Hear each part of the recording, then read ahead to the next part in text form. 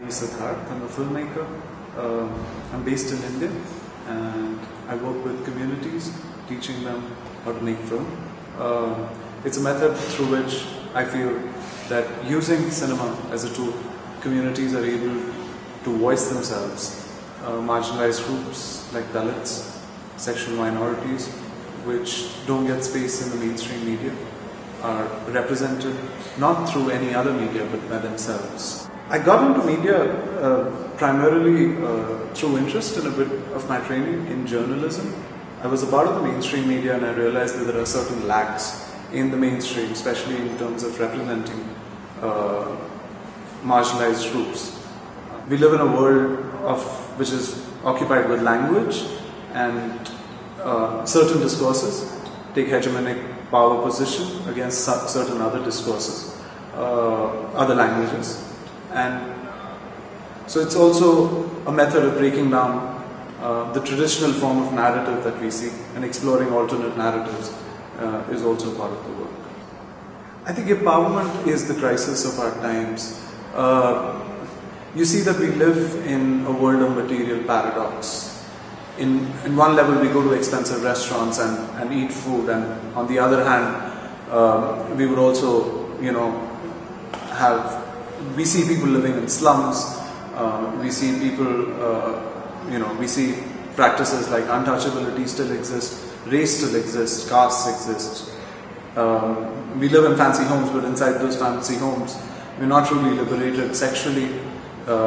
In India especially, we encounter a lot of patriarchy.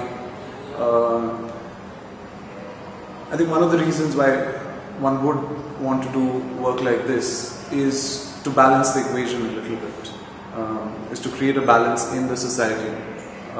Balance and justice has been our concern since ancient philosophy.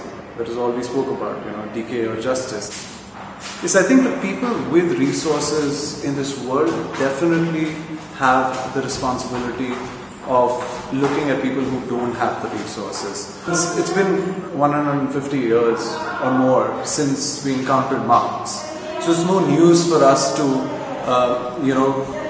keep talking about communitarianism or socialism or equality only at a theoretical level. It needs to be achieved in practice. And for me, the question is that there is the tormentor and there is the tormented. Now, it's not only when you are in the position of a tormentor that you're at fault. Even if you're looking at an atrocity happening, if you're looking and you're keeping silent about it, that in itself puts you in a position of a tormentor. So it is definitely the responsibility of the whole world to collectively look and rescue people who are living below the poverty line, people who are living at less than $1 a day. There is still caste within caste. The practice of untouchability still exists.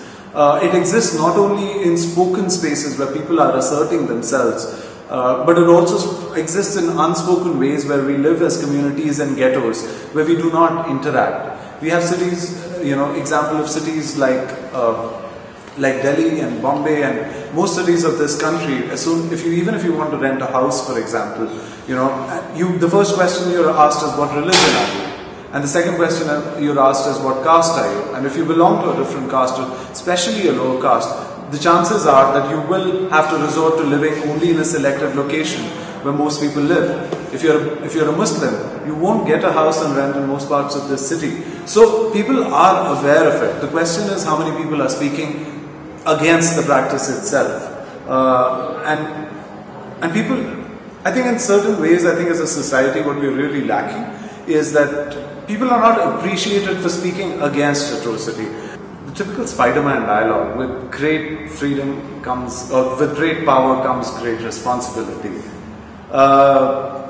And in a very Sartrean sense, we are also condemned to be free. So freedom is a burden that we need to live through. And the burden that we have today is to share that responsibility forward. We need to make the right choices. We can't blatantly go to materialism. We can't blatantly go to the consumerist market structures. We need to stop, pause, reflect and see which direction we are headed in terms of our growth, in terms of the growth of the economy. I also think that there is a certain amount of pessimism that carries through. in certain parts of the society where you think that you cannot make a change, or whatever you're doing is very little and it is not going to change the world. I think that attitude does not take us anywhere.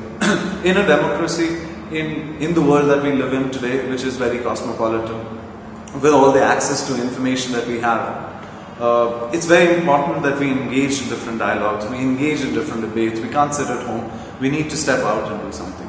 I think people have a responsibility towards each other around the world, and more importantly, we've had a great philosophical break between man and nature, and I think people have a lot of responsibility towards nature itself, and that in many ways impacts the world around us. We're almost at the brink of an ecological crisis. We're now in a condition where earthquakes are not a natural phenomenon, but they're man-made phenomenon, because all the dams that we construct and the pressure that we put on natural resources. People have a responsibility to be more careful in the way they use the resources that we access, get involved in the process, get educated about everything that they're using. I mean, it's no longer for us the time to think, going back to the same Kantian sense of enlightenment and cosmopolitanism. We can't sit around thinking that we have a book to tell us all that we need to know. We have a doctor to take care of all of our health. We have electricity coming into our houses through some cables and giving us all the light that we need. We need to move beyond that. We need to get involved in the processes, and the first step is to acquire knowledge as to how these processes are happening, how anything that we access, anything that we use, even the food that we eat, how that comes to us, and how it gets distributed. Who's the person who's growing that food? What goes into the food? All of these are important questions, and I think through nature, all of us are linked to each other. Every human being on this planet is linked to each other. Sensitivity is an important thing that we owe to every individual in this world. I might not be able to do anything sitting in the US about the person who's sitting and manufacturing on a low wage the iPod in China. But I might not be able to help the tea farmer in Darjeeling, who probably cannot afford to drink the tea that he grows, or she grows rather. But I think we owe them sensitivity. I think sensitivity is the basic parameter where we can start at this point. Given the condition of the world that we live in, I don't think that there's much work that has been done thinking along the lines that where we can move beyond empathy. I think it's time to think of that as well. I think a lot of social reorganization needs to happen, and I don't think there is one way to it. I think first of all, knowledge needs to be free at an international level. We are living in a regime of copyrights and patents, and I think that is our biggest challenge in this world right now. It's always been my prediction that probably the world economy, the global capitalist system will fall down only on the premise that it cannot deal with the copyright, the patent system of knowledge. So internationally, I think knowledge needs to be free.